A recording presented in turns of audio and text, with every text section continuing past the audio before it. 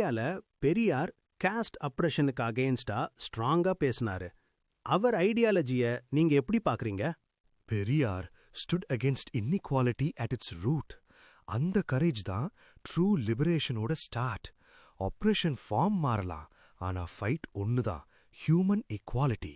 அப்போ ரெண்டு ஐடியாலஜிக்கும் கனெக்ஷன் இருக்கா? எஸ், பாத் டிஃப்ரெண்டா இருந்தாலும் கோல் ஒன்னுதான். இன் டுடேஸ் இந்தியா செக்யுலரிசம் ஒரு பெரிய கொஸ்டின் மார்க்.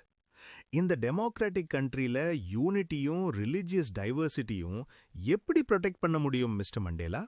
தெரியும், டெமோக்ரஸி மட்டும் இல்ல, ஹியூமனிட்டியும் ஸ்லோவா செத்துட்டு இருக்கு. ரிலிஜனை ஹேட் ஸ்பீச்க்கு யூஸ் பண்ணினா என்ன பண்றது? ஒரு ஸ்டேட் ஒரு ரிலிஜனுக்கு மட்டும் இல்ல, அது எல்லா மக்களுக்கும் தானே சொந்தம். செக்யுலரிசம்னா அதுதானே. வெளியில இருந்து பார்க்கும்போது நாங்க உங்க எல்லாரையும் இந்தியன்ஸா தான் பார்க்கறோம். இன்னைக்கு இருக்கிற யூத்ஸ் ரொம்ப போலரைஸ்டா இருக்காங்க. நிறைய கன்ஃபியூஷன்ஸும் ஃபியரும் இருக்கு. பிளைண்டா யார் சொன்னாலும் நம்புறாங்க. எப்படி அவங்கள ஸ்ட்ரீம்லைன் பண்றது?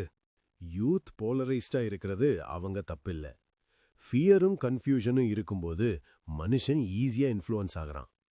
இன்னைக்கு இருக்கிற சிஸ்டம் யூத்தை ஃபாலோ பண்ண சொல்லுது, யோசிக்க சொல்லல. 18 to 25 ஒரு க்ரூஷியல் ஏஜ். இப்போ நீங்க உங்க கெரியர் ஸ்டார்ட் பண்ற ஏஜ்.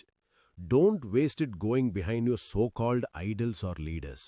உங்க டைமை வோட் பண்ண மட்டும் இல்ல, ஸ்கில்ஸும் இம்ப்ரூவ் பண்ண யூஸ் பண்ணுங்க.